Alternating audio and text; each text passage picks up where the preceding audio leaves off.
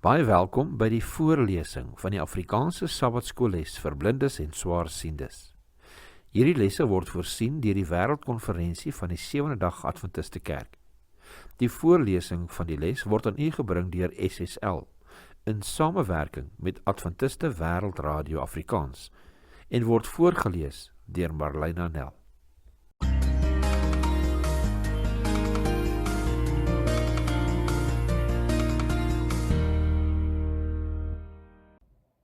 Donderdag 2 Julie, Paulus se sendbriewe aan die Korintiërs. Lees 1 Korintiërs 1 vers 11 tot 13, as ook hoofstuk 4 vers 14, 5 vers 11, 7 vers 1 en 14 vers 37 en 40. Lees ook 2 Korintiërs 1 vers 12, hoofstuk 2 vers 9, 11 vers 3 en 13 vers 10. Hoe help hierdie skrifgedeeltes ons om die redes vir Paulus se skrywe aan die Korintiërs te verstaan? 1 Korintiërs 1 vers 11 tot 13 lees as volg. Maar dit is aan my deur die huisgenote van Chloe bekend gemaak aangaande julle my broeders, dat daar twiste onder julle is. Ek bedoel dit, dat elkeen van julle sê, ek is van Paulus, en ek van Apollos, en ek van Cephas, en ek van Christus.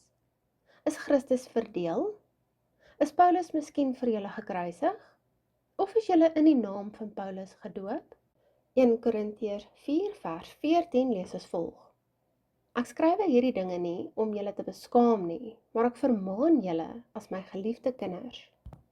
1 Korintiërs 5 vers 11 lees, maar nou skryf ek aan julle, om nie om te gaan met iemand wat, al staan hy as 'n broeder bekend, 'n hoereerder is, of 'n gierigaard, of 'n afgodedienaar, of 'n kwaadspreker, of 'n dronkaard, of 'n rower nie. Met so iemand moet julle selfs nie saam eet nie. 1 Korintiërs 7 vers 1 lees, met betrekking tot die dinge waaroor julle aan my geskryf het. Dit is goed vir 'n man om 'n vrou nie aan te raak nie. 1 Korintiërs 14 vers 37 en vers 40 lees as volg. As iemand meen dat hy 'n profeet of 'n geestelike mens is, moet hy erken dat wat ek aan julle skrywe, bevele van die Here is. Laat alles welgevoeglik en ordelik toegaan. 2 Korintiërs 1 vers 12 lees, want ons roem is dit, die getuienis van ons gewete, dat ons in eenvoudigheid en reinheid van God, nie in vleeslike wysheid nie, maar in die genade van God in die wêreld verkeer het, en veral by julle. 2 Korintiërs 2 vers 9 lees, want daarom het ek ook geskrywe, om julle beproefdheid te weet, of julle in alles gehoorsaam is. 2 Korintiërs 11 vers 3 lees, maar ek vrees dat, net soos die slang Eva deur sy listigheid bedrieg het, julle sinne so miskien bedorwe kan raak, vervreemd van die opregtheid teenoor Christus. 2 Korintiërs 13 vers 10 lees, daarom skryf ek dit aan my afwesigheid om nie, as ek teenwoordig is, strengheid te gebruik nie, volgens die gesag wat die Here my gegee het om op te bou en om nie af te breek nie.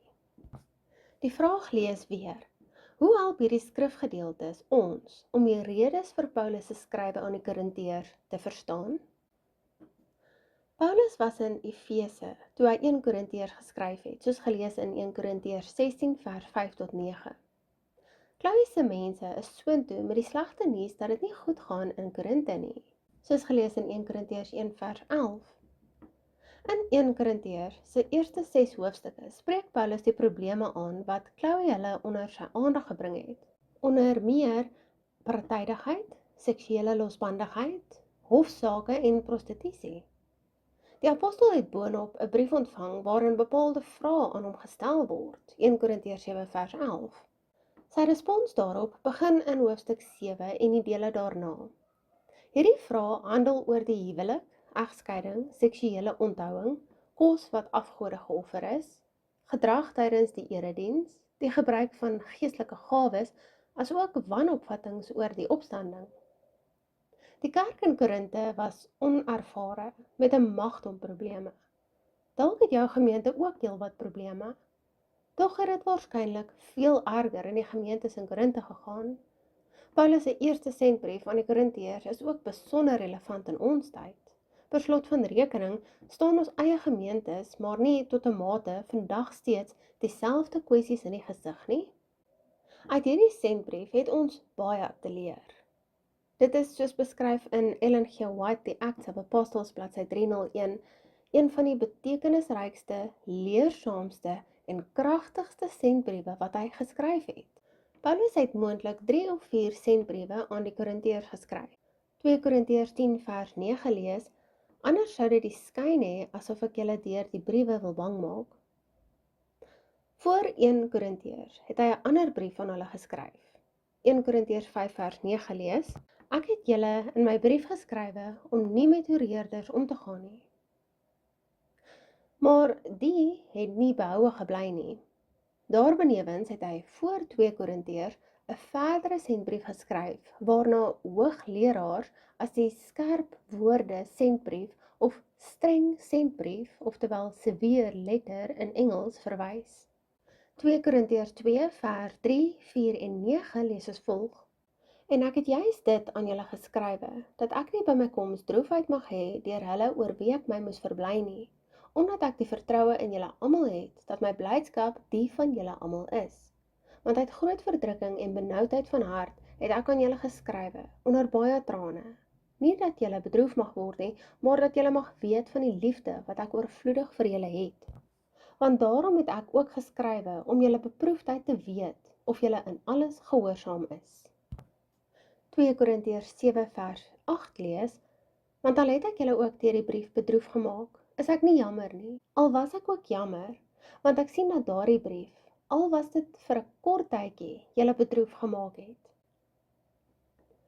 Dit het ook ongelukkig mettertyd vermis geraak.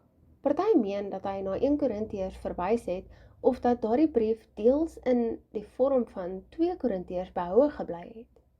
In die tweede sendbrief kom dit aan die lig dat die lidmate van die Korintiese kerk reeds deur die omringende kultuur beïnvloed is. Dinge soos kompetisie, mag en rykdom is duidelik hoog aangeslaan. Alles probleme wat die hedendaagse kerk ook kan raak.